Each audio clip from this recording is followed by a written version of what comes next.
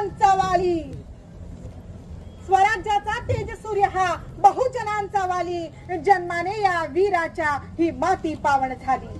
शूर मावळा अभिमानानं, शूर मावळा अभिमानानं नमतो ज्याच्या चरणी, असा धुरंदर जाणता राजा दुसरा नाही कुणी, दुसरा नाही कुणी, दुसरा नाही कुणी.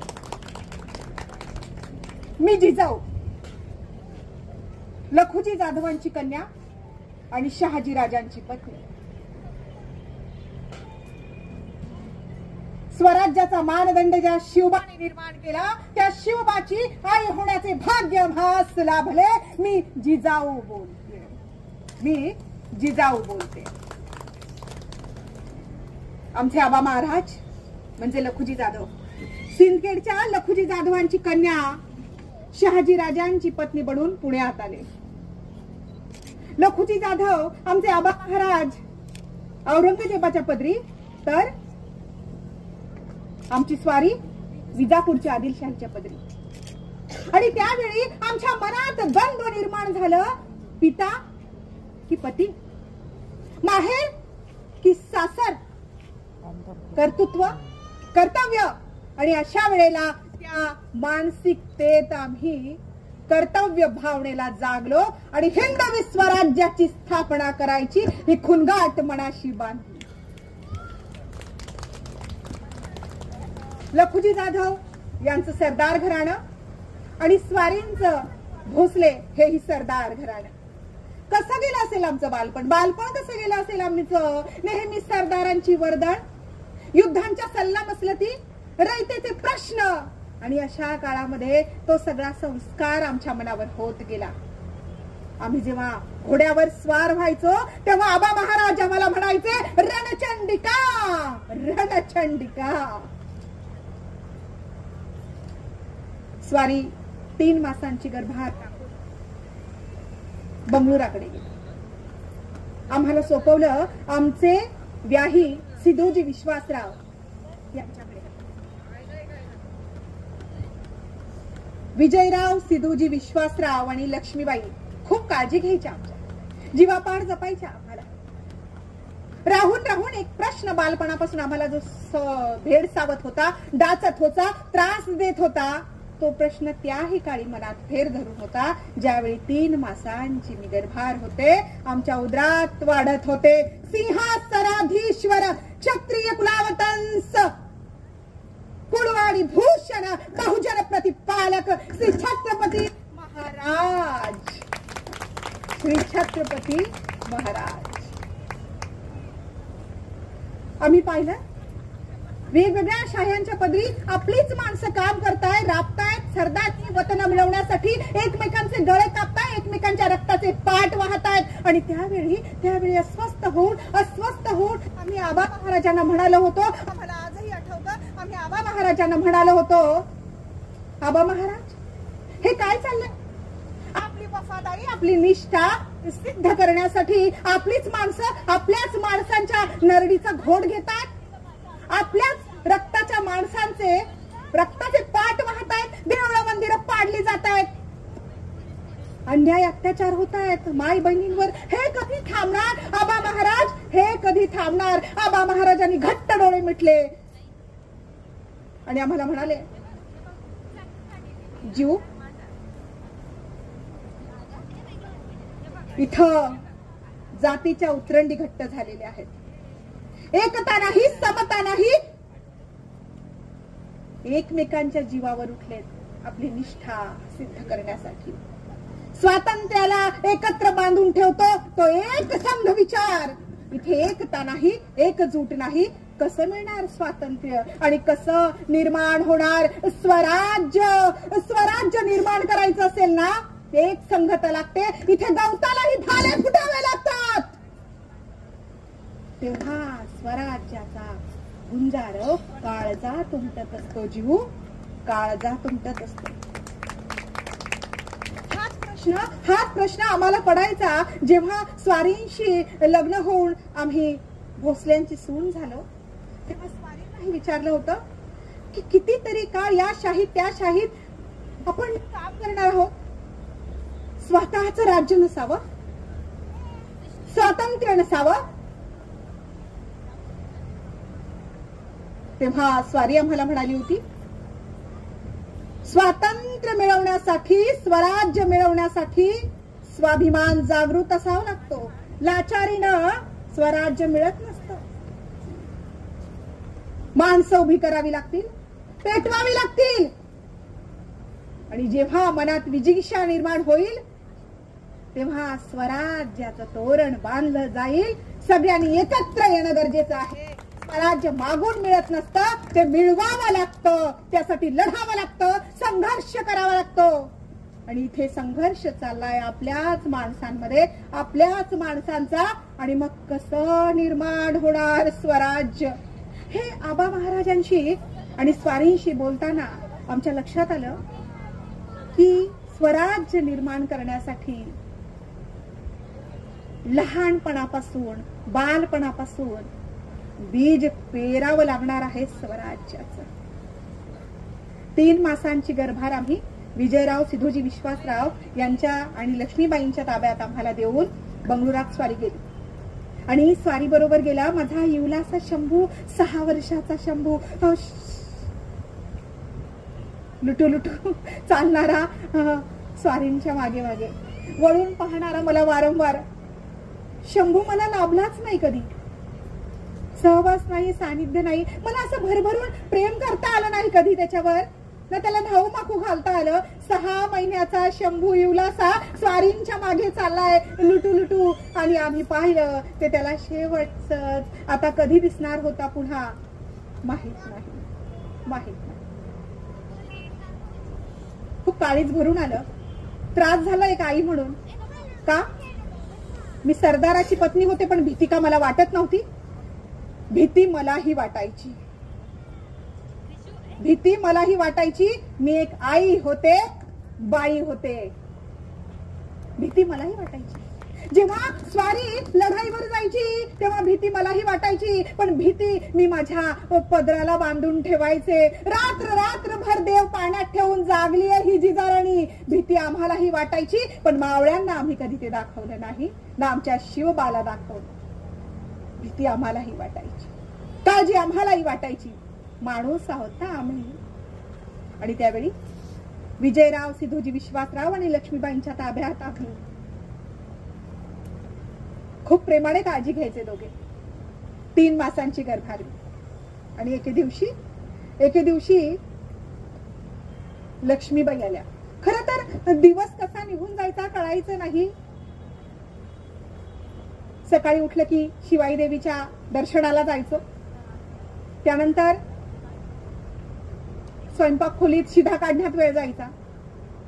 हे सगळं चाललं असताना शंभूची आठवण यायची, स्वारींची आठवण यायची, प्रचंड आठवण यायची. पण करणार काय होतो आम्ही, काय करणार होतो आम्ही?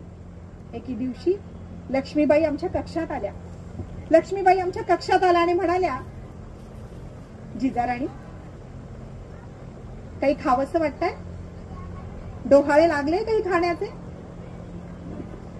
आम्ही त्यांना म्हणालो, डोहाळे? हो लागलेत डोहाळे, पण काही खाण्याचे नाही. सांगू कसले लागलेत डोहाळे आम्हाला? आम्हाला डोहाळे लागलेत असे की कमरेला तलवार लटकवावी, घोड्यावर स्वार व्हावा आणि गडाच्या कपारीवर जाऊन खालची माळवद ऊर भरून बघावी, ऊर भरून श्वास घ्यावा. लक्ष्मीबाई आम्हाला स्वप्नही कशी पडतात माहितीये? स्वप्न कशी पडतात? आम्ही सिंहावर स्वार झालोय, आम्ही वाघावर स्वार झालोय, हातात तलवार आहे, आम्ही दुष्टांचं निर्दालन करत आहोत आणि सज्जनांचं रक्षण करत आहोत, अशी स्वप्न पडतात. ही आहेत आमचे डोहाळे. हे असे कसे डोहाळे? लक्ष्मीबाईंना पण प्रश्न पडला. हे डोहाळे असेच असतील ना जेव्हा उदरात असेल? क्षत्रिय कुलावतांच, सिंहासनाधीश्वर, फुलवाडी भूषण, बहुजन प्रतिपालक श्री छत्रपती शिवाजी महाराज. हे असं सगळं चाललेलं होतं. शिवबाचा जन्म होणार ती वेळ समीप येऊन ठेपली. त्या कक्षाला पांढरा शुभ्र चुना दिलेला, सगळीकडे रौप्य समयात देवता आहेत, सगळीकडे उत्साहाचं वातावरण आहे. भिंतीला कान लावून सगळ्या बटीक दासी सेवा करणारे उभे आहेत. आम्हाला प्रसव वेदना सुरू झाल्या आणि भटजी त्या कक्षाच्या बाहेर कुंडली मांडून भविष्य पाहण्यासाठी जो बाळ जन्माला येणार आहे त्याचं तिथे आहेत. पहिला त्या आला, बाळ जन्माला आलं. गणावर हा आनंदी आनंद, प्रचंड आनंद झाला. पण आमच्या चेहऱ्यावर मात्र काळजी दिसू लागली सगळ्यांना. हो, का नाही दिसणार? 3 मासांची गर्भार जीव घरी न दारी व्याह्याच्या दारात आहे. इथं पोर जन्माला आलं. स्वारी तिकडे बंगळुरात आहे आणि त्यांच्या बरोबर या लहान बाळाचे दादा महाराज. आणि अशातच एक नकोशी बातमी येऊन ठेपली. एकदा सिद्धोजी विश्वासराव गडावर आले आणि ज्या गोष्टीची आम्हाला भीती होती तेच आम्हाला कुणकुण लागली. काहीतरी वाईट घडलंय. आम्ही म्हणालो, विश्वासराव आज नेहमीसारखे दिसत नाही आहात आपण. काय झालं? मी मन घट्ट करते, पण काय झालंय सांगा आम्हाला. काय झालंय सांगा आम्हाला. तेव्हा विश्वासराव म्हणाले, दौलताबादेस घात करून लखुजी जाधवांची हत्या करण्यात आलेली आहे. आम्ही एक मोठा हंबरडा फोडला आणि कोसळलो जमिनीवर.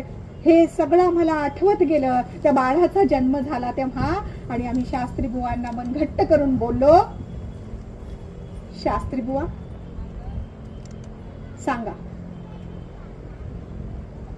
या बाळाच्या जन्मानं पुढ्यात काय वाढून ठेवलंय ते तरी सांगा. याच्या पुढ्यात काय आहे? माझ्या पुढ्यात काय वाढून ठेवलंय? आमच्या पुढ्यात काय वाढून ठेवलं आहे? तिकडं आमच्या वतनावर पुण्यात डोंगराच गाढवाचा नांगर फिरलाय. सारी तहेस नहेस उद्ध्वस्त करून टाकलंय त्या शाहीनं. आणि अशा वेळेला हे पोर जन्माला आलंय, आमच्या पुढ्यात काय वाढून ठेवलंय ते तरी सांगा. शास्त्री बुवांनी डोळे घट्ट मिटले. डोळे उघडल्यानंतर ते म्हणाले, जिजाराणी काळजी न सांगा. 7 पिढ्यांचं दुर्भाग्य संपलं, भाग्य उजाडलं आहे. एका पिढीचं राज्य नाही, 27 पिढ्यांचं राज्य या पोराच्या जन्माला तुम्हाला मिळणार आहे. तुमच्या पोटी तेजस्वी सूर्य जन्माला आलेला आहे. तेजोमय लेकरू जन्माला आलेला आहे. हे ऐकून मनाला कुठं धीर आला. छोटा शिवबा हळूहळू मोठा होऊ लागला. 6 वर्षांचा झाला. हट्ट करू लागला. त्याच्या लीला बघण्यात, त्याचे गुण बघण्यात सारा गड तल्लीन झाला. आता तो सिद्धोजी विश्वासरावांच्या मागे लागायचा, हट्ट करून गोष्टी मागायचा. त्याला सांगितल्या शूरवीरांच्या गोष्टी, त्याला सांगितल्या शौर्य गाजवण्याच्या गोष्टी आणि त्याला सांगितल्या नीतिमत्ता जपण्याच्या गोष्टी. त्याला शिकवला स्त्री सन्मान, त्याला शिकवला स्त्री आदर. त्याला सांगितलं परस्त्री मातेसारखी असते. प्रत्येक स्त्रीचा आदर केला पाहिजे, तिला सन्मान दिला पाहिजे. तो खरा पुरुषार्थ.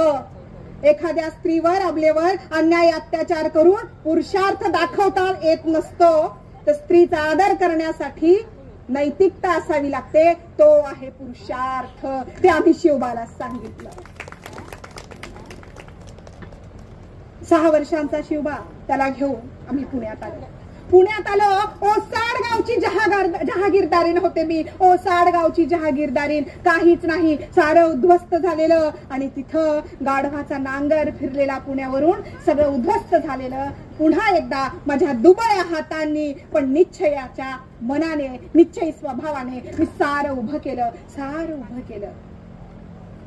शिवबा घडत होता, मोठा होऊ लागला. शिवबा एकदा सोनं लुटायला गेला त्याच्या आपल्या मावळ्यांबरोबर सोनं लुटून आला. तेव्हा आम्ही तिथेच त्याला म्हणालो, शिवबा लक्ष्मीच्या मागे पळून लक्ष्मी लाभत नसते. कर्तबगार हो, कर्तृत्व असलं की लक्ष्मी आपसूक मागे येते. लक्ष्मीच्या मागे धावावं लागत नाही. दादोजी एकदा दरबारात आले आणि त्यांच्या एका अंगरख्याची बाही कापलेली. एका अंगरख्याला एका बाजूला बाहीच नाही. आम्ही ते पाहून चपाकलो. हे काय दादोजी, तुमच्या अंगरख्याला बाही नाही, काय झालं? आज हा असा पेहरा. त्यावर दादोजी म्हणाले, राणी सरकार, थोरल्या मालकाच्या बागेत गेलो होतो. त्या बागेत न विचारता आंब्याच्या झाडाला लागलेला आंबा याच हाताने तोडला. विचारून घेतला नाही ना, मग त्याची शिक्षा मीच मला दिली आहे. हातच तोडायला पाहिजे होता खरं तर, पण बाहीवर निभावलं. एक बाही काढून टाकली अंगरख्याची. आणि आम्ही शिवबाला म्हणालो, शिवबा, हे अशा प्रकारचे सेवक जर आपल्या पदरी असतील तर राजाची जबाबदारी कैक पटीने वाढते. शिवबा रयतेचा राजा, त्याच्या पदरी जे मावळे होते ते 18 पगड जातीतले होते. ते मराठा होते. मराठा म्हणजे धर्म नाही, मराठा म्हणजे जात नाही, तर मराठा म्हणजे धर्म आहे. सगळ्यांना सोबत घेऊन जाण्याचा 18 पगड जातीचे लोक होते. मग तुम्ही म्हणाल मराठा जातीचे नाही. जो मराठी बोलतो तो मरहट्टा. जो महाराष्ट्राचा लेख आहे तो मरहट्टा. आपण संकल्पना संकुचित करून टाकल्या ना, जाती धर्मात अडकून टाकल्या ना, राजे नेते वाटून घेतले ना. इतके दांभिक आहोत आपण रंगही वाटून घेतले. मरहट्टा म्हणजे जो महाराष्ट्रातला आहे आणि जो मराठी बोलतो तो मरहट्टा. मराठा जात नाही, तर 18 पगड जाती मिळून जे एकत्रित स्वराज्यासाठी लढतात ते मरहट्टे. आणि शिवाजीच्या पदरी सगळे मावळे होते आणि हे मावळे म्हणजेच मरहट्टे. असं म्हटलं जातं की शिवबा द्वेष करायचा यवनांचा नाही. त्याने यवनांचा मुस्लिमांचा कधीच द्वेष केला नाही. सुभेदाराच्या सुनेची गोष्ट माहिती आहे ना तुम्हाला? सुभेदाराची सून, कल्याणच्या सुभेदाराची सून लावण्यवती, अलौकिक असं लावण्य. आणि ती जेव्हा शिवबाच्या समोर कैद करून सुभेदाराचा मुलगा आणि त्याची सून उभे केले. आणि आबाजी म्हणाला, महाराज, हिला नाटक शाळेत भरती केलं नाही तर बटीक बनवून ठेवलं तर कोण बोल लावणार नाही आपल्याला.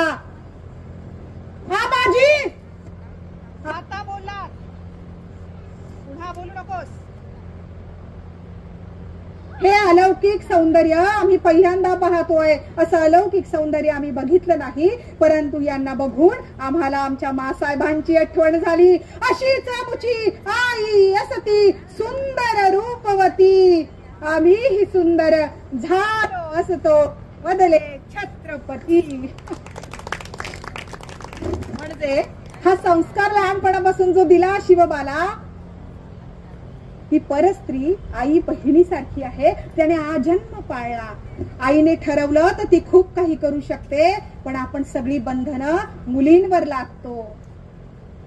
मुलांनाही शिस्तीत ठेवता येतं, मुलांनाही नीतिमत्तेचे धडे देता येतात.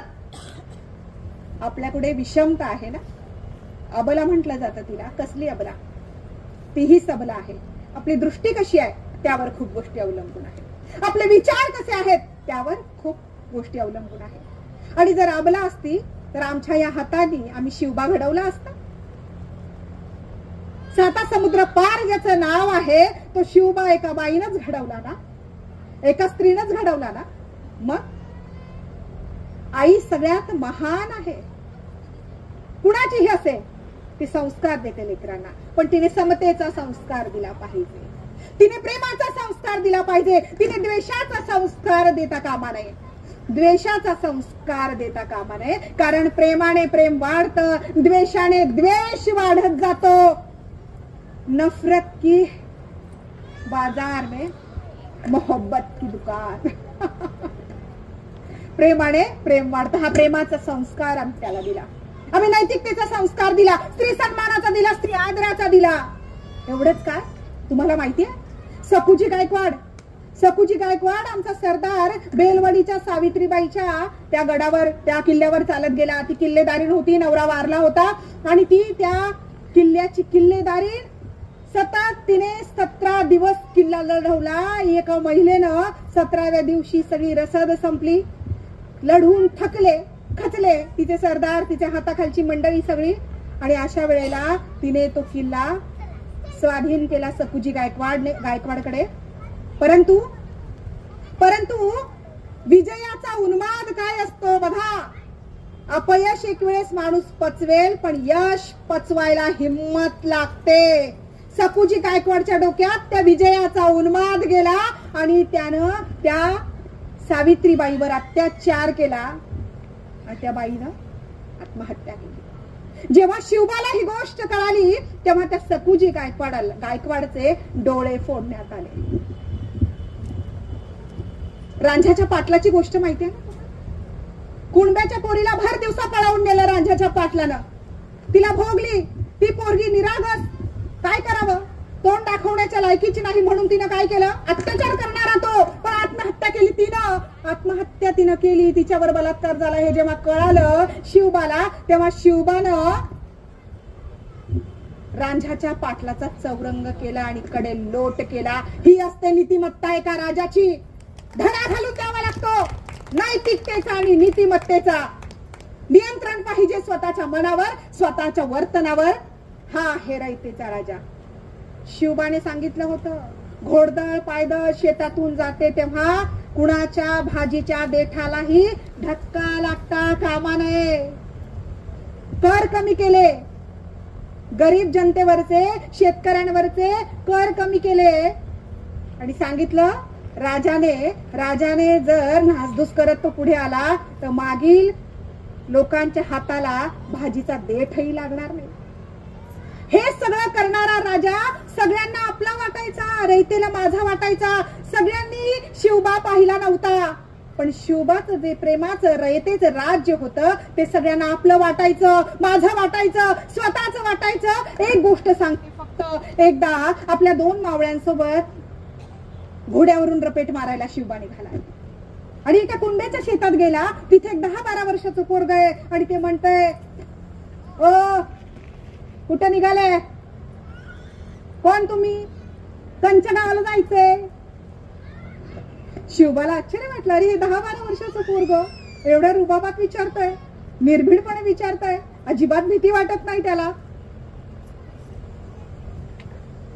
आमचा राजा आहे ना, आमचा राजा शिवबा, त्याला तुम्ही ओळखत नाही. खबरदार जर टाच मारून जाल पुढे, चिंदड्या उडवीन राय राय हे घोड्या. आणि मग त्या 3 घोडेस्वारांपैकी एकाने सांगितलं, मी तू ज्याला राजा म्हणतोस तो मी तुझा शिवबा. ज्याला पाहिलंय नाही कधी तो आपला वाटावा, असं शिवबाचं राज्य होतं. का म्हटलं जातं त्याला जाणता राजा. स्वराज्याचं स्वप्न आम्ही काळजात आणि उरात बाळगत आलो होतो, ते पूर्ण करायचं होतं शिवबाला. शिवबाला माहित होतं आपला जन्म यासाठी झाला आहे, याच साठी झाला आहे. गनिमी कावा शिकला तो, नामहरम केला मोठ्या मोठ्या शत्रूंना. 2 वेढ्यांचा उल्लेख इथं करते फक्त, पुरंदरचा वेढा आणि पुरंदरचा वेढा. कमवलेले 23 गड आणि 4 लक्ष घोडांचा प्रदेश द्यावा लागला होता. पन्हाळगडचा वेढा ऐकलंय ना तुम्ही हे सगळं. पन्हाळगडाच्या वेढ्यात 40,000 सैन्य, सिद्धी जोहर कडे कोट वेढा दिलेला पन्हाळगडाला. इथे तगमग होते, मुंगीला वाट जाण्यासारखी ही मार्ग नाही. आणि अशा वेळेला इकडे आम्ही पुण्यात आमची घालमेल सुरू आहे. शिवबाची सुटका कधी होणार. आम्ही तर वाट बघून एकदा आमच्या सगळ्या सरदारांना मावळ्यांना म्हणालो, आता आम्हाला शिवबाच्या सुटकेसाठी रणांगणात उतरावं लागेल. तेव्हा सगळे म्हणाले, नाही आई महाराज, नाही, आम्ही आहोत, तुमच्या जीविताला काही होता कामा नये. आमच्या जीविताला? आई महाराज राहता की नाही हा प्रश्न नाहीये, राज्य टिकतं की नाही हा प्रश्न आहे. माझा शिवबा आला पाहिजे. या स्वराज्य स्थापनेसाठी जे काळजात उरात आम्ही स्वप्न बाळगलंय त्याची सुटका झाली पाहिजे. आम्ही निघणारच. तेवढ्यात लक्षात आलं, बातमी येऊन ठेपली. शिवानाव्यानं महाराजांचा पेहराव केलाय, पालखीतून पोबारा केलाय आणि सिद्धी जोहरला वाटलं की शिवबा पळाला. नजर चुकवून सगळे त्या शिवानाव्याच्या पालखी मागे आणि इकडून अलगद विशाळ गडाकडे काही मावळे घेऊन शिवबा निघाला. इकडून एक पालखी आणि इकडूनही शिवबा. काय, कोण आहे? आणि सगळी संभ्रम अवस्था निर्माण झाल्यावर कळालं की तो शिवाधाबी होता. बघा, आपल्या जीवावर उदार झालेले लोक शिवबाने जोडले होते की माझा राजा जगला पाहिजे. मी मेलो होतो 72. मग शिवा नावाने हातावर जीव घेऊन तिथून पोबारा केला. शिवानाभी त्यात गेला आणि इथं पन्हाळ गड्यावरून विशाळ गडाकडे जाताना पावनखिंड बाजी प्रभू देशपांडे यांनी लढवली. 600 लोक फक्त सोबत. आणि तोपर्यंत लढवली जोपर्यंत आम्ही सही सलामत शिवबा विशाळ गडावर पोहोचत नाही आणि तिथून तोफांचा आवाज येत नाही. हे असे मावळे आम्ही जीवाला जीव देऊन पोचले. आम्ही जातीपाती कधी मानल्या नाही आणि तोच संस्कार आम्ही शिवबाला दिला. बजाजी माहिती आहे तुम्हाला? बजाजी सईचा भाऊ बजाजी निंबाळकर. सई आमची सुनबाई, शिवबाची पत्नी सई राणी, तिचा भाऊ बंधू बजाजीला मुस्लिमांनी बाटवलं, मुस्लिम धर्मात घेतलं. त्याला पुन्हा धर्मात यायचं होतं. अशा वेळेला धर्मद्वेष्ट्यांनी, धर्माच्या मक्तेदारांनी नकार दिला आणि त्यावेळी माझा शिवबा पुढे आला. बजाजीला पुन्हा धर्मात घेतलं, सईबाईचं बाहेर जिवंत ठेवलं. आणि जेव्हा सगळे विचारू लागले तेव्हा शिवबा म्हणाला, माणसं आपली म्हणून फक्त आपली होत नसतात, पुन्हा धर्मात घेऊन पुन्हा आपली होत नसतात, त्यांना आपलंस केलं पाहिजे. प्रेमाच्या शब्दाचे भुकेले. आणि ह्या बजाजीला पुन्हा हिंदू धर्मात घेतलं. बजाजीच्या मुलाला कुणी मुलगी द्यायला तयार नव्हतं महादजीला. आणि त्यावेळी आपल्या मुलीचा सखूचा विवाह शिवबानं महादजीशी लावून दिला. आणि जेव्हा सगळे पृच्छा करू लागले तेव्हा शिवबा कडाडला, हा धर्म डबक्यासारखा करून ठेवला इथल्या धर्माच्या मक्तेदारांनी. तो प्रवाही असला पाहिजे. जो येईल आपलेपणाने येईल त्याला पुन्हा घेतलं पाहिजे आपल्या सोबत. धर्म खूप संकुचित करून ठेवलाय. तो विशाल आहे, तो अगाध आहे, तो अफाट आहे. हे विसरून चालणार नाही. धर्म जेव्हा कट्टर होतो तेव्हा त्याची वाटचाल धर्माकडे होत असते. हे विसरून आपण चालणार नाही. कोणताही कट्टर धर्म विनाशाकडे नेतो आणि आपल्याला विनाशाकडे जायचं नाहीये. आपल्याला रयतेचं राज्य स्थापन करायचं आहे. म्हणून परधर्मात गेलेल्या बजाजीला पुन्हा आपल्या धर्मात घेतलं. महादजी बरोबर सखूचं लग्न लावलं. सुरतेची लूट, अफजल खानाचा वध, सातत्याने गड किल्ले काबीज करणारा माझा लेख आणि तिकडे दिल्लीच्या तख्तात होणारी अस्वस्थता. या शिवाला कुठेतरी रोखलं पाहिजे, या शिवाजीला कुठेतरी रोखलं पाहिजे. जाओ शिवाजी को जिंदा या मुर्दा लेके आओ असा म्हणणारी दिल्लीची टच. आणि अफजल खानाला भेटीसाठी पाठवलं. सगळी जय्यत तयारी झाली आणि शेवटचं भेटावं असं सगळे शिवबाला त्या शिवनेरीवर भेटू लागले.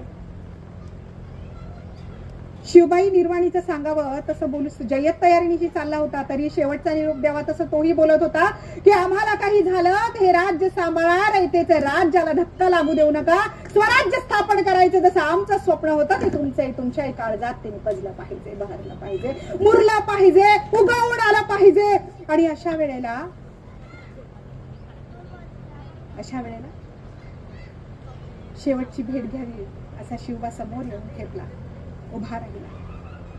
एका आईचं काळीच म्हणत होतं, तू विजयी होऊन येशील, तू यश मिळवणच येशील.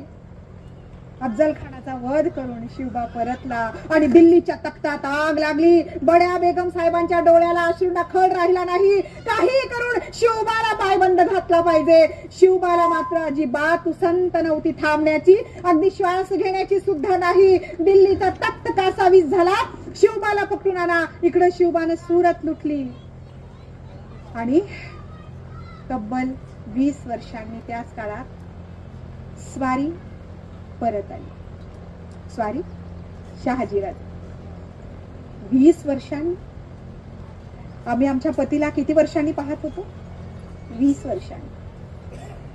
राजघराण्यातल्या आम्हा स्त्रियांचं आयुष्य खूप चिंतेचं, सतत सावट. स्वारी ठीक असेल ना? लेकरू ठीक असेल ना? आणि अशा वेळेला 20 वर्षांनी स्वारी परतली भेटण्यासाठी, काही दिवस फक्त. आणि आम्हाला आठवलं, आम्हाला बंगळुरात बोलवलं होतं 6 वर्षाचा शिवबा असताना. तिथं आम्ही 1.5 वर्ष राहिलो, पण तुकाबाईंनी काही गैरसमज निर्माण करून दिले म्हणून आम्ही परत आलो. आणि निघताना स्वारी म्हणाली होती, तुम्ही शिवबाला सांभाळा, आम्ही शंभूला सांभाळतो, बघू सरस कोण ठरत ते. आणि आम्ही विडा उचलला, आम्ही शिवबाला घडवलं. आणि जेव्हा आम्ही बंगळूर सोडून आलो त्यावेळी त्या बंगळुराच्या वेशीजवळ उभा असलेला छोटासा शंभू मला अजून आठवतो. भगवा जिरेटो, कपाळाला गंध लावलेला, निरागस नेत्रांनी, निरागस भावांनी आईकडे पाहतो आहे. त्याला सोडून आम्ही आलो. आणि आज 20 वर्षांनी जेव्हा स्वारी आली त्यांच्या बरोबर शंभू नव्हता. शंभू कुठे होता? शंभू कुठे होता? शंभू कनकगिरीच्या युद्धात मारला गेला होता. म्हटलं ना, राजघराण्यातल्या आम्हा स्त्रियांचं आयुष्य किती चिंतेचं, काळजाचा तुकडा माझ्या मारला गेला. शेवटचं मला बघता पण आलं नाही. मला आठवत राहिला तोच बंगळुराच्या वेशीतला छोटासा शंभू, शेवटचा बघितलेला, शेवटचा हात हलवताना, आईला निरोप देतानाचा शंभू आम्ही शेवटचा पाहिला. शंभू आम्हाला नेहमी वाटला कसा माहितीये? पहाटेच्या स्वप्नासारखा, पहाटच्या दवात विरून गेलेला. पहाटेच्या दवात विरून गेलेला असा शंभू आम्हाला वाटला. नाही गळा भेट घेता आली शेवटची, नाही दर्शन घेता आलं त्याचं शेवटचं. कनकगिरीच्या युद्धात मारला गेला शंभू. आणि मग स्वारी आली. शामियान्यात बाकीचे होते ते निघून गेले. आम्ही आणि स्वारींची नजर खाली. स्वारी म्हणाली, राणी सरकार, आम्ही शर्मिंदे आहोत तुमच्या पुढे. काय ऐकते मी हे? स्वारी, असं काय बोलताय तुम्ही हे? होय राणी सरकार, आम्ही शर्मिंदे आहोत तुमच्या समोर. आमच्या या मर्दाच्या पोलादी हातांनी आम्ही शंभूचं रक्षण करू शकलो नाही, पण तुमच्या या दुर्बल हातांनी तुम्ही शिवबा घडवला, रयतेचा राजा घडवला. आम्ही शर्मिंदे आहोत जिजाऊ, आम्ही शर्मिंदे आहोत. स्वारी, असं काही बोलू नका. हे सगळं तुमच्याच आशीर्वादानं घडलं आहे. तुमच्या आशीर्वादाशिवाय हे काही शक्य होतं? 2 दिवस स्वारी राहिली. वय वाढलं होतं तेव्हा ते 60 वर्षाचे होते. आणि 60 वर्षाचे स्वारी केसांमध्ये रुपेरी कडा चमकू लागल्या होत्या. रुबाब तोच. जायचा प्रसंग आला. पुन्हा जाता शामियानात शेवटची 2 मिनिटं ते थांबले आणि जाताना म्हणाले, जिजाराणी, काय मागायचंय मागा. काय मागणार होतो आम्ही? म्हटलो, स्वारी, काय मागावं? शेवटचं एकच मागणं, हे पाय पुन्हा एकदा मी डोळे मिटण्यापूर्वी फक्त दिसावेत, मला दुसरं काही नको. दुसरं काही नको. त्यानंतर स्वारी गेली सुरत लुटून, सुरत काबीज करून शिवबा परतला आणि त्याच वेळी स्वारीचं निधन झाल्याची बातमी आली.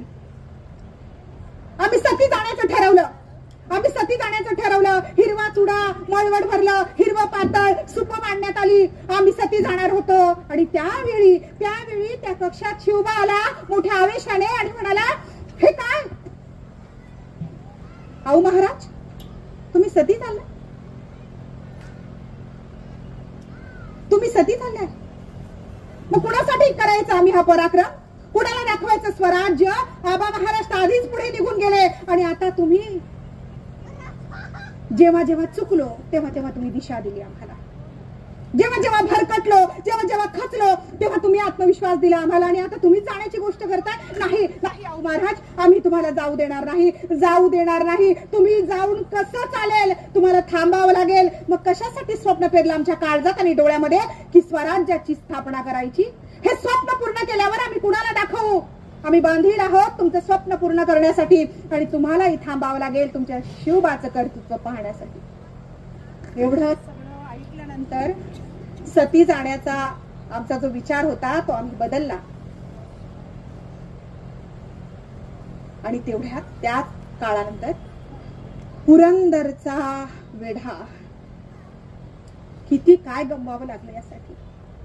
सगळं काही कमवलेलं यात हात गेलं आणि शिवबा पुन्हा खचला. ज्या आवेशाने तो मला बोलत होता तो आवेश खचलेला क्षणही मी पाहिला. रोहिडेश्वर जिंकला आणि रोहिडेश्वरावर बांधकाम सुरू होतं तेव्हा एके रात्री खूप चिंतेत असलेला शिवबा, रात्रभर जागणारा शिवबा, काय झालं शिवबा? झोप येत नाही तुम्हाला? काय झालं? काय खूप चिंतेत दिसता? असं जेव्हा आम्ही त्यांना विचारलं तेव्हा ते म्हटले, रोहिडेश्वराचं बांधकाम काढलं आणि रोहिडेश्वरावर 3000 मजूर राबताय, त्यांचा पगार द्यायला पैसे नाही. काय करावं आऊ महाराज? आणि आम्ही त्याला म्हटलो, एकदा काम सुरू केलं की वाट दिसत जाते, आपण मात्र स्थिर राहिलं पाहिजे. खचून थांबून चालणार नसतं, यातूनही मार्ग निघेल. आपण धडपड करणं गरजेचं आहे, बसून कसं चालेल? आणि काय त्या दिवशी पहाटे रोहिडेश्वरावरून तानाजी आले आणि तानाजींनी शिवबाच्या कानात काहीतरी सांगितलं. तसे तडक धावत आमच्या कक्षेत शिवबा आला आणि शिवबा म्हणाले, रोहिडेश्वराचं बांधकाम करताना तटाखाली गडगंज संपत्ती सापडली आहे. राज्य व्हावे ही स्त्रींची इच्छा.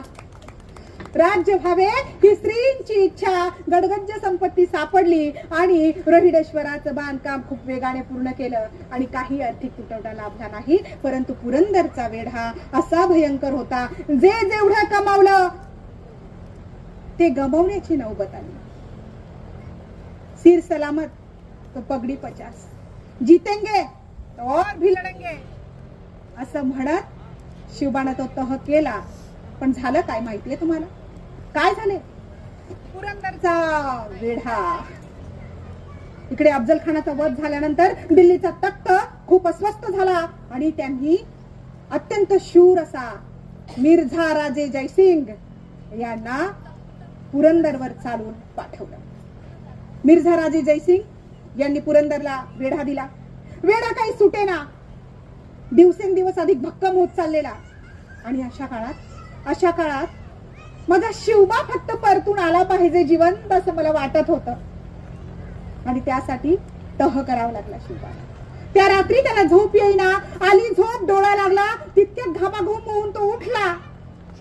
बाहेर पाऊस पडतोय, सगळी ती तावदानं आहे, खिडक्यांची ती तावदानं वाजतायत आणि ह्या सगळ्या गोंधळात, या सगळ्या वातावरणात तो उठला आणि एक प्रकाश झोत पडावा लख असं त्याला वाटलं आणि त्या प्रकाश झोत त्याला सांगत होता, आहे उजेडाची वाट आहे, उजेडाची वाट आहे, तुला थांबावं लागेल, तुला लढावं लागेल, हरवून चालणार नाही, 2 पावलं मागे यावं लागेल पुन्हा मोठी झेप घेण्यासाठी.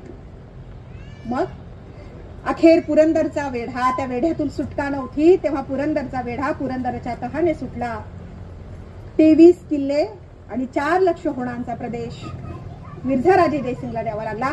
स्वतःजवळ केवळ 12 किल्ले आणि 1 लक्ष गुणांचा प्रदेश. प्रचंड खचला शिवबा आणि म्हणाला, कसे होणार आम्ही शिव छत्रपती, कशी करणार स्वराज्याची मुहूर्तमेढ, जे जे कमावलं ते घालावं लागलं. आम्ही म्हटलं तू आहेस ना अजून. पण त्या दिवसापासून शिवबा बोले ना कुणाशी, प्रचंड अस्वस्थ झाला, खूप कमी बोले. एके दिवशी आम्ही त्याच्या कक्षात गेलो, मागे हातभार,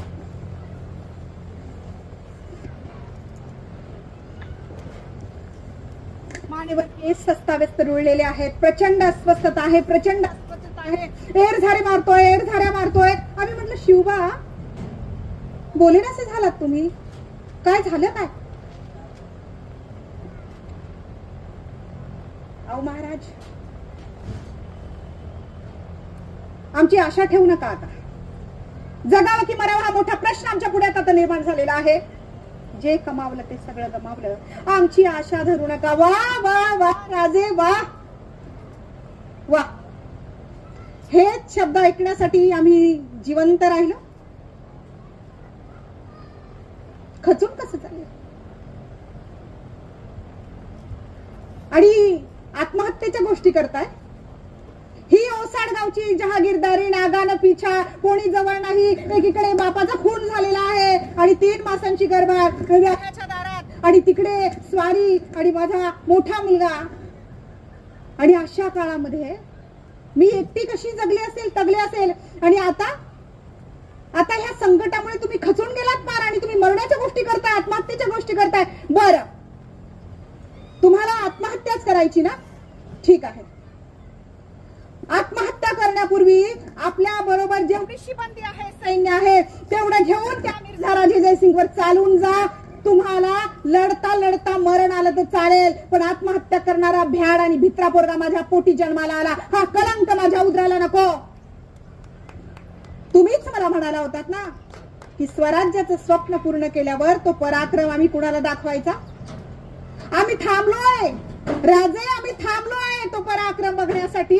होय, तुम्हाला स्वराज्याची स्थापना करावीच लागेल, आणि नाही तर शब्दाला किंमत असेल तरच शब्द उच्चारावे, अन्यथा उच्चारू नये. जे शब्द तुम्ही उच्चारले ते पुन्हा एकदा लक्षात घ्या. तुम्हाला जगावं लागेल, आणि जगायचं नसेल तर चालून जा मिर्झा राजे जयसिंगवर, आणि होऊ देत काय व्हायचं ते. लढता मरा, भेकडासारखे आत्महत्या करू नका. हे शब्द शिवबाने ऐकले आणि शिवबा त्या क्षणापासून बदलला. जे स्वप्न आम्ही पाहिलं होतं त्या स्वप्नाच्या पूर्णत्वाकडे वाटचाल होऊ लागली होती.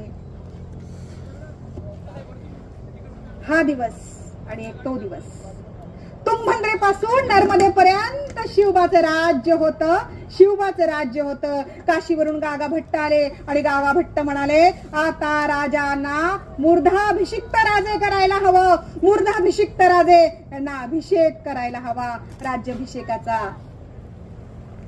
क्षण ठरला, मुहूर्त ठरला. गडावर 5000 लोकांचा राबता होता. 32 मणाचं सिंहासन तयार करण्यात आलं. 32 मणाचं शिरडीर वटी आधी एकत्रित करून अष्टकोणी ते सिंहासन 32 मणाचं सुवर्ण तुला करण्यात आली. राजांची सुवर्ण तुला एका पारड्यात ते आणि एका पारड्यात सुवर्ण तुला करण्यात आली, आणि ती दान करण्यात आलं. आणि सगळी लगबग गडावर. जे स्वप्न आम्ही आमच्याही बालपणापासून पाहत आलो ते कुठे पूर्णत्वास येणार होतं. आता कुठे पूर्णत्वास येणार होतं. क्षत्रिय कुलावतन, सिंहासनाधीश्वर, कुळवाडी भूषण, बहुजन प्रतिपालक श्री छत्रपती शिवाजी महाराज की. आणि अशा सगळ्या वातावरणामध्ये ते सगळं राज्याभिषेकाचं वातावरण, ती सगळी लगबग, ते उंची कपडे, ते दागदागिने, आणि सगळे सेवक दासी हेही एखाद्या सोहळ्यासारखे त्यात सहभागी होत आहेत. फुपाटा उडू नये म्हणून मशकधारी पखालधारी पाणी शिंपडतायत सगळ्या गडावर, आणि अनेक लोकांचा राबता आहे. सुग्रास अन्न शिजत आहे, आणि गागा भट्टांचा मंत्रघोष सुरू झाला. तो मंत्रघोष ऐकता आम्ही तल्लीन झालो. त्याकडे कपारीमधून त्या मंत्रघोषांचा प्रतिध्वनी ऐकू येऊ लागला आणि जीव मला म्हणायला लागला, मन आम्हाला म्हणायला लागलं, याच क्षणाची तर वाट बघत होतीस जीव तू, याच क्षणाची. हिंदवी स्वराज्य, रयतेचा राजा, स्वराज्य संस्थापक शिवा. आमचं स्वप्न पूर्ण, आमचं स्वप्न पूर्ण. या जन्मातच उदात्त सुंदर, या जन्मातच उदात्त सुंदर असं काही तू कर गड्या, तुझ्या नंतर स्मरतील तुझला, तुझ नंतरच्या 7 पिढ्या, तुझ नंतरच्या 7 पिढ्या. धन्यवाद. बरं, जिजाऊंच्या भूमिकेतून मी जरा बाहेर येते आणि लागलीच तुमच्याशी एक संवाद साधते. मी निकम मॅडमला म्हटले होते, या कार्यक्रमासाठी झटणाऱ्यांचा मी आधी उल्लेख करेन इथे. Sunanda Nikam madam, Victoria madam, म्हणजे खूप तळमळीने त्यांना वाटत होतं की हा कार्यक्रम व्हावा, पण आपल्याकडे महिला वर्ग असा आहे ना, त्यांना आपण फार आळशी होतो. आपण सबबी सांगायला सगळ्या पुढे आहोत. आणि एक तर टिपिकल आहे आपलं सबब, घरी पाहुणे आले होते, ते पाहुण्यांच्याच घरी असतं, बाहेर पडायचं नसतं. आपण आपल्याच कोशात बंदिस्त होतो. आपल्याला बाहेर काय घडतंय अपडेटच व्हायचं नाहीये. आपल्याला फक्त ब्रँडेड शूज वापरायचे, ब्रँडेड वॉच वापरायचे, ब्रँडेड फोन वापरायचे, ब्रँडेड कपडे वापरायचे, पण ब्रँडेड विचारांची आपल्याला अलर्जी आहे. मुळात मी तर म्हणते आपल्याला विचारांचीच अलर्जी आहे, आपल्याला विचार करण्याचीच अलर्जी आहे. आम्हाला असं वाटतं की नाही, डोक्यावर ताणच घेऊ नये, ठेविले अनंते पैसेची राहावे, चित्ती असू द्यावे समाधान, बोंबा मारायला ते समाधान कशाला पाहिजे? हे समाधान काय कामाचं? आयुष्यात काहीतरी नवीन घडत गेलं पाहिजे, सातत्याने घडत गेलं पाहिजे. आता तुम्हाला गंमत सांगते, हा कार्यक्रम झाला, छान झाला, चर्चा होईल, मैत्रिणी बाहेर सांगतील, गावात सांगतील, ड्युटीवर सांगतील, आणि मग यातल्या भामट्या भुरट्या बाया म्हणतील, नाही मला यायचं होतं ग, मला का नाही सांगितलं ग तू, मी आले असते ग, तुम्हाला फोन करायचा ना लगेच. तू कोण व्हायचं? तू बाईसाहेब वाया चालली कोण? ही तुझी गरज नाहीये नवीन विचार स्वीकारण्याची, ऐकणं ही तुझी गरज नाहीये. म्हणजे आपल्याकडे असं झालंय, सुनाना हर कोई चाहता है, सुनना कोई नाही चाहता. हे भामटे गेले सगळी, सगळ्यांना बोलायचंय, मला बघा, झगा बघा, मला बघा. अगं पण दुसऱ्यांकडे पण तुला दाखवण्यासारखं, सांगण्यासारखं काहीतरी आहे की नाही? मग तू यायला नको. आम्ही बाहेर येतच नाही, आम्हाला सांगितलं नाही इव्हेंट आहे, आम्हाला स्कूटी वगैरे काढायची, फेटे बिटे नेसायचे, आम्ही नटून धटून 9 रंगाच्या 9 साड्या घालून सगळ्यात पुढे असतो. इतकं बौद्धिक दारिद्र्य आपल्याकडे, इतकं वैचारिक दारिद्र्य. आम्हाला इव्हेंट खूप आवडतात, आम्हाला वैचारिक जागृती आवडत नाही, हे आपलं करंट आहे. पण आणि मग कशाला गळे काढायचे बरं? महिला दिनाला पुरुष अत्याचार करतात आणि पुरुष दुय्यम लेखतात. बाई तू किती स्वतःसाठी पुढे येते?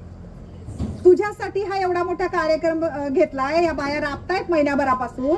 निकम मॅडम, विक्टोरिया आणि त्यांचे सगळे साथीदार, माफ करा मला त्यांची नाव माहित नाही बाकीच्यांची, ह्या सगळ्या जणी राबताय, तेव्हा तुला यायला नको होय? आणि जेव्हा कळेल आता की छान झालाय कार्यक्रम, दाखव ना व्हिडिओ मला. अजिबात दाखवू नका कोणाला व्हिडिओ. तू नव्हतीस ना, हजीर तो वजीर, तू नव्हतीस ना तिथं. आणि आणखी एक, बाई बाईचा दुस्वास करते, बाई बाईचा दुस्वास करते, बाई बाईला मागे खेचते, बाई बाई चांगलं पाहत नाही तिला, मागे खेचणार. आणि मग कशाला म्हणते तू की आमच्यावर अत्याचार होतात आणि आमच्यावर अन्याय होतो? तू किती न्यायासाठी लढलीस बाई? स्वतःच्या जाऊ दे, इतरांसाठी पण. कधी तू चांगलं बोललीस? एखादीनं छानपैकी कशात यश मिळवलं, तिचं अभिनंदन केलंस मनापासून? माहितीये, लय मोठी बायाचं. अरे गुणग्राहक तर विसरून गेलोय आपण. हे किती छान असतं बघा ना, दुसऱ्यांचं कौतुक करणं. इत्र होता, इत्र, इत्र माहिती, अत्तर, अत्र, इत्र दुसऱ्याला लावलं ना, आपलाही हात सुगंधी होतो. काय सुंदर आहे ना. पण दुसऱ्यांची घरं जाळायला लागली की जळा आपल्यालाही बसतात. दुसऱ्यांना वाईट बोललं ना आपण, ते आपल्याला टोचत राहतं. आपली एखादी मैत्रीण आहे, आली आपल्या बरोबर, तिने नवीन काहीतरी घातलंय, घेतलंय, तिला यश मिळालंय, तिचा पेपरात फोटो आलाय, तिला कुठला तरी पुरस्कार मिळालाय, सगळा गोतावळा तिचं कौतुक करतो. पण 1-2 जीव असे असतात खूप मुंडक वृत्तीचे, उथळ पाण्याला खळखळाटतात. उथळ पाण्यात मीच लय भारी, मी भारी, मीच लय भारी.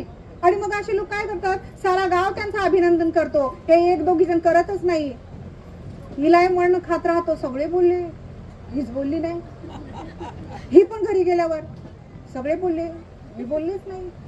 अगं पण तू बोलली असतीस तर किती छान, तिच्या जीवाला बरं, तुझ्या जीवाला बरं. तुझ्या मनात हे विचार आले असते का, छानपैकी तुझ्या कुटुंबाबरोबर तू वेळ घालवू शकली असती, काहीतरी नवीन गोष्ट केली असती, आनंद घेऊ शकली. पण आपल्याला ना, आपण जेव्हा दुसऱ्यांना त्रास देतो ना, बुमरँग असतं ते, माहितीये का, ते आपल्यावर पण उमटतं. बरं, आता तुम्हाला मुलं आहेत, मुली आहेत सगळ्यांना. हा, जिजाऊ जे बोलले ना तेच मी पुढे सांगते. आपण जेव्हा मुलांना आणि मुलींना मोठं करतो ना, तेव्हा त्याच्यात खूप विषमता, बायस्ड असतो. आपण मुलींना सांगतो 7च्या आत घरात यावं, खूप चांगली गोष्ट आहे, पण ज्याच्यामुळे धोका आहे त्याला बोलवू नये लवकर घरी. किती साधी गोष्ट ही आपल्या लक्षात येऊ नये, की ज्याच्यामुळं तिला कठीण आहे बाहेर थांबणं, त्याला आधी बोलवा. मला माझ्या पाहण्यात, माझ्या आईसह माझ्या पाहण्यात अशा खूप आया आहेत ज्या सांगतात सरळ जायचा, नाकासमोर पाहायचा, पुढे इकडे त्याला पाहिजे नाही, कॉलेज शाळा सुटली थेट घरी यायचा. ह्या सूचना माझ्या भावाला दिलेल्या मी कधीच ऐकल्या नाही हो. आणि बायांना तुम्ही तरी दिल्या का तुमच्या पोरांना या सूचना कधी? सूचना आणि शिस्ती, बंधन याची गरज त्यांना जास्त आहे. कारण काय होतंय, अत्याचार तिच्यावर होतो, छेडलं तिला जातं, ती बदनाम होते, आणि हा छेडून अत्याचार करून ताट माने ना. अरुणा शानबागचं उदाहरण माहितीये तुम्हाला? तो एक पात्री मी केले आहे तुमच्याकडे, 2016ला मी केलेला आहे, त्याच्यावर पुस्तक पण लिहिलं आहे, पुस्तकं आहेत माझी. तर हे असं आहे. त्यामुळे मला काय वाटतं, आपण बायस जे घरातून वागतो ना ते बंद केलं पाहिजे आधी. इथे यात्रा कोणती भरते मोठी धुळ्यात, जत्रा किंवा यात्रा? एकविरा. कधी असते? बरं, आता असेल पुढच्या महिन्यात. मग तुम्ही सगळे जात असाल, सगळे जाता, मुलं मुली घरातले सगळे.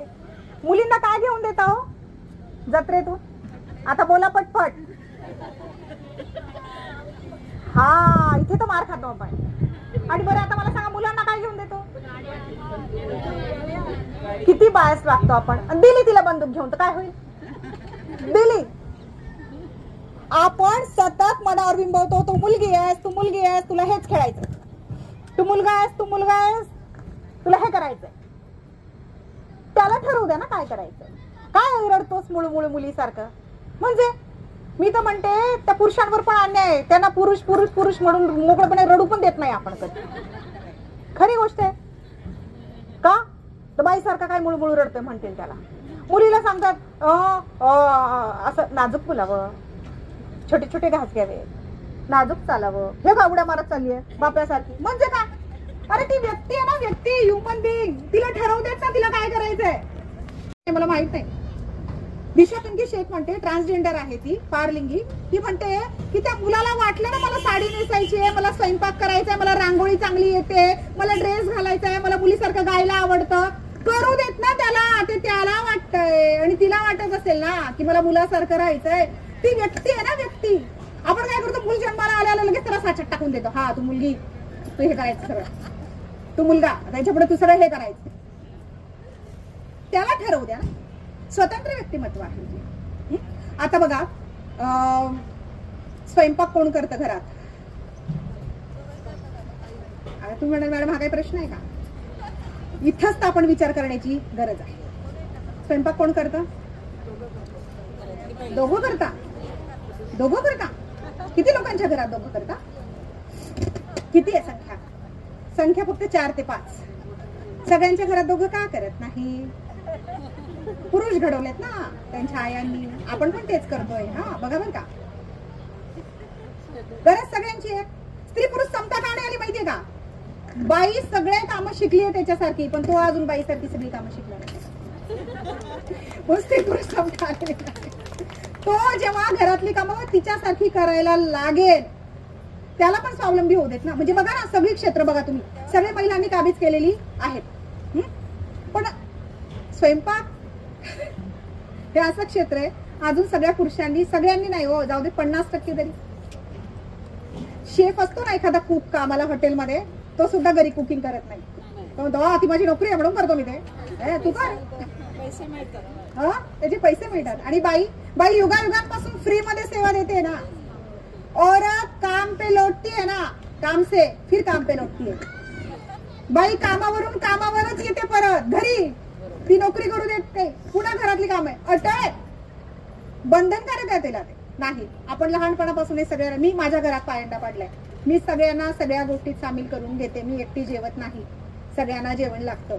मी कमवते ते माझ्या एकटीसाठी कमवत नाही, अख्ख्या कुटुंबाच्या उद्धारासाठी कमवते. चुकतं कुठे माहितीये, जास्तीत जास्त बायकाच चुकतं. पुरुषी इगो फार पोसून ठेवता तुम्ही कधी कधी. आणि बायकाच पितृसत्ताक पद्धतीच्या वाहक आहेत, तुम्ही लक्षात घ्या. ही सगळी बंधनं लादणाऱ्या कोण आहेत? बाया आहेत. करुणा गोखलेंचं एक पुस्तक आहे बाई माणूस नावाचं, त्यात त्यांनी एक खूप सुंदर वाक्य सांगितलंय. त्या म्हणतात, बाईच्या पूर्ण आयुष्याची रचना अशी करण्यात आली आहे की ज्याच्या केंद्रीभूत स्त्री पुरुष आहे. पुरुषाला केंद्रीभूत ठेवून बाईच्या सगळ्या आयुष्याची रचना करण्यात आलेली आहे. लहान असेल तेव्हा वडिलांनी रक्षण करायचं म्हणतात. तरुण झाली नवऱ्याने, प्रौढ झाली मुलाने, म्हातारी झाली मुलाने, प्रौढ झाली नवऱ्याने. म्हणजे सतत ती सांभाळण्याचीच गोष्ट आहे का? तिला अक्कल येतच नाही म्हातारपणापर्यंत. ती सांभाळण्याची गोष्ट आहे. जी अख्खं घर सांभाळते, जी देशाची पंतप्रधान होती, जी राष्ट्रपती होते, तिला तुम्ही सांभाळायचं होय. तुम्ही तिला निर्णय प्रक्रियेत सामील करून घ्या. तिचं एक स्वतंत्र मत आहे ते घ्या, पण तुम्ही सर्च करा स्वतःला, तुमचं मत आहे का? तुमची स्वतःची भूमिका आहे का एखाद्या गोष्टीबद्दल? नाही तर आपल्याला पुरुषांना अशाच बायका आवडतात ना, ज्यांना मत नाहीये किंवा भूमिका नाहीये. होला हो म्हणतात. औरतें बहुत अच्छी होती है जब वो हाँ में हाँ मिलाती है. औरतें बहुत अच्छी होती है जब वो हाँ में हाँ मिलाती है. औरतें बहुत बुरी होती है जब वो सोचने लगती है, समझने लगती है और खड़ी होके बोलने लगती है. बाई बोलायला लागली की बाई फार वाईट असते. बोलणारी बाई कुणालाच आवडत नाही. स्पष्ट बोलणारी बाई कुणाला आवडत नाही. सत्य बोलणारी बाई कुणाला आवडत नाही. मग ती शहाणी आहे, ती दीड शहाणी आहे, ती आगाऊ आहे, ती गर्विष्ठ आहे. मग तिची बदनामी सुरू होते. आम्हाला न बोलणारी बाई खूप आवडते, खूप आवडते. खूप चुकीचं आहे. आणि हे करण्यात सगळ्यात बाया पुढे असतात बरं का. एखादी बोलते ना खरं स्पष्ट, तिच्याऐवजी गॉसिपिंग करण्याऐवजी तिला सपोर्ट करा. पण नाही, आम्ही बाईला पुरुषांना मदत करू, आम्ही पण बाईला मदत करणार नाही. आम्ही बाईची गॉसिपिंग पुरुषांकडे करू, तिच्या विरोधात कटकार असताना रचू, पण आम्ही बाईला हात देणार नाही. म्हणजे काय म्हणायचं याला सांगा ना. कशाला घ्यायचं मी असे कार्यक्रम? स्वतःला सर्च करा बरं का तुम्ही. यात आज 75 वर्ष होऊन गेले स्वातंत्र्य मिळून. आपण स्वतः अंतर्मुख होऊन विचार केलाय का आज आपल्याला हे कार्यक्रम का घ्यावे लागताय? त्याला कारणीभूत कोण आहे? पुरुषांकडे बोट दाखवून गोष्टी संपत नाही. बाया खूप मोठ्या प्रमाणात पितृसत्ताक पद्धतीच्या वाहक आहेत. सगळे व्रतवैकल्य सण बिन सगळे आपल्या झोळीत टाकून दिलेले आहे तिथल्या पुरुषप्रधान संस्कृतीने. आणि आपण इमाने बारे नेतो आहोत पुढे. मला एक उपवास सांगा, फक्त एक, जो पुरुष बाईसाठी करतो. बरं आता या असे उपवास सांगा जी बाई पुरुषासाठी करते. आता पटापटा सांगा. सगळे उपवास म्हणजे काय? ढवळे, काळे, हिरवे, निळे, सगळे पांढरे, बुधवार गुरुवार काय असतील तुमचे, सोमवार बिंबार, हरतालिका, ऋषी पंचमी, वटपौर्णिमा. बघा ना, इथले सगळे धर्मग्रंथ कुणी लिहिले? पुरुषाने लिहिले. पुरुषाने लिहिले, तो बाईच्या पक्षात कसा लिहेल? तो त्याने पक्षात लिहून घेतला, हा मी पूजनीय आहे, मेरी लंबी आयु के लिए, अच्छा पती मिलने के लिए. म्हणजे काय मग हे? एवढी कोण करतं ते? त्याने लिहून ठेवलंय. पण आपण बुद्धीनं वापरतो ते करतो ना. आपण तेवढे दोषी आहे, त्याच्यापेक्षा जास्त दोषी होता आपण. एखादा तरी उपवास आहे का? मी हे सगळं करायचं, मी सगळं बंद केल्यानंतर जेव्हा मी विचार करायला लागले. मी संविधान वाचते, मी महात्मा फुलेंचं समग्र वाङ्मय वाचते, शिवाजी कोण होता वाचा, 64 पानांचं पुस्तक आहे फक्त. देवळांचा धर्म आणि धर्मांची देवळं वाचा, प्रबोधन ठाकरेंचं पुस्तक आहे बारीकचं. हे लक्ष झालं पाहिजे. हे नाही तर बाई दगडगोटा दिसला तरी काय. अगं तू इतके उपवास तपास धरलेत, अॅनिमिक झालीस, जीवनसत्व नाही तुझ्याकडे, धडाधड कोसळतीये. तुला एवढी कामं करावी लागतात. नाही तर काय खाते? तळलेले बटाटे आणि साबुदाणे खाते. तुला काही सुचत नाही, बधीर झाली, जागच्या जागी हालत नाही. ते जड खाऊन जड झाली. बघा ना, मला फार विशेष वाटतं या बायका उपवास म्हणताना एवढं तळलेलं जड खातात, बटाटे आणि साबुदाणा वगैरे. मी हे सगळं बंद केलं. मग उपवास करायचा ना तर वाईट विचारांचं करा जरा, नाही तर इथं उपवास आहे तरी पण दुसऱ्या विषय वाईट विचार वाईट चिंतनच करायचे, त्याला काही रजा नाही, त्याला रजा नाही. आणि उपवास म्हणजे काय, एकादशी आणि दुप्पट खाशी असं काहीतरी आपल्याकडे सुरू असतं. वाईट विचारांचा आपण उपवास केला पाहिजे. बाईनं बाईला हात दिला पाहिजे, बाईनं बाईला साथ दिली पाहिजे. बोला ना 2 शब्द तिच्याविषयी चांगलं, किती भारी वाटतं माहिती का तिला, अरे लय भारी वाटतं. कोणाचं कौतुक करून बघा. आणि गॉसिपिंग केली तर वैसे हम लोग बदनाम है बहुत. हे टाळता आलं तर खूप बरं होईल. आणि खूप गोष्टी आहेत करण्यासारख्या. तुमच्यातल्या स्किलचा शोध घ्या. तुमच्या नावाचा ब्रँड झाला पाहिजे. तुमच्या मुलांना सांगा, तुम्ही ठरवा. प्रत्येकाकडे एक चांगली गोष्ट असते. माझ्याकडे कदाचित बोलणं असेल, माझ्याकडे कविता असेल, तुमच्याकडे काहीतरी तर असेल, रांगोळी आहे, कुकिंग आहे, चांगलं दिसणं आहे, डान्सिंग आहे, काही तर असेल, गायन आहे, कविता करणं आहे, लिहिणं असेल. छान राहणं हे सुद्धा स्किल आहे. सगळ्यांना नाही जमत, इतक्या गबाळ्या राहतात बायका. छान राहणं, प्रेझेंटेबल राहणं हे सुद्धा स्किल आहे. छान, मी कशात चांगली दिसते. आणि ज्यांना हे कळत नाही ते मग दुसऱ्यांविषयी गॉसिपिंग करता. किती वेळ आरशासमोर उभी असते तास. अरे ती राहते ना, राहू देत ना, तिचा वेळ जातो. ती काय करते म्हणजे मी सांगते तुम्हाला एक साधं या सगळ्यांचं कन्क्लुजन किंवा शेवटाकडे येते एका वाक्यात. प्रेम करायला बुद्धी लागते, द्वेष करायला, राग काढायला, संताप करायला अजिबात अक्कल लागत नाही. एखादा मला का आवडतो, का आवडावा, याच्यात काय छान आहे विचार करावा लागतो की नाही. आणि भांडायला अक्कल लागते होय. टोमणा मारा, कोपरखळी मारा, शाब्दिक कोपरखळी मारा. एखादी शिवी अपशब्द दिला की भांडण सुरू. त्याला काही लागलं. प्रेम करायला, विचारपूर्वक बोलायला अक्कल लागते, बुद्धी लागते. दुसऱ्यांचं कौतुक करायला बुद्धी लागते. पण मी बोलू तर काय बोलू, हिला हिने काय केलं, कोणत्या शब्दात बोलू, याला तू आज छान दिसते, बोला ना, किती भारी आहे. आणि रिस्पेक्ट अशी गोष्ट आहे, गिव्ह अँड टेक. तुम्ही दिली की तुम्हाला मिळणार परत. म्हणजे सगळ्यांना वाटतं मला छान म्हणावं, मी कोणाला नाही म्हणणार, अरे वा ही भामटेगिरी, ये नाही चॉलबे, ये नाही चलेगा. तर असं आहे सगळं. असं खूप बोलायचं होतं, खूप उशीर झाला. ठरलेल्या वेळेपेक्षा आपण खूप पुढे उशिरा कार्यक्रम सुरू झाला. ओके, जाता जाता मी एवढंच म्हणेन की सिर्फ हंगामा खड़ा करना ही मेरा मकसद नहीं, सिर्फ हंगामा खड़ा करना ही मेरा मकसद नहीं.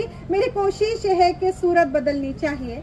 आग तेरे सीने में ना सही मेरे सीने में सही हो कहीं भी, मगर आग जलनी चाहिए. ये सूरत बदलनी चाहिए, ये सूरत बदलनी चाहिए. तर हा कार्यक्रम मी इथपर्यंत सादर करणार होते. माझी पुस्तकं आहेत इथं सवलतीच्या दरात. अरुणा बोलते पण आहे. मी सकाळमध्ये विधवा झालेल्या सगळ्या स्त्रियांच्या कथा, रिअल स्टोरीज इतक्या भयंकर आहेत, त्या इतक्या भयंकर स्टोरीज आहेत, आपण विचारही करू शकत नाही अशा स्टोरीज आहे. त्या स्टोरीजचं पण पुस्तक आहे माझं, 10 महिन्यांचा संसार. इथे पुस्तकं सवलतीच्या दरात उपलब्ध आहे. जे इच्छुक असतील त्यांनी ते घ्यावे, वाचावं. वाचाल तर वाचा, नाही तर आहे तिथेच बसा. ओके, मला इथे संयोजकांनी बोलवलं. तुम्हाला सगळ्यांचे आभार मानते. धन्यवाद. धन्यवाद मॅडम. खूपच सुंदर, अद्भुत, खूपच विलक्षण. अस्सल आईसाहेब जिजाऊ या मंचावर उतरल्या की काय असं थोड्या वेळासाठी आम्हाला वाटत होतं. एवढं अस्सल नाट्यप्रयोग बघून सगळ्यांच्या अंगावर शहारे आले असतील आणि डोळ्यातही अश्रू आले असतील. इतका सुंदर नाट्यप्रयोग होता हा.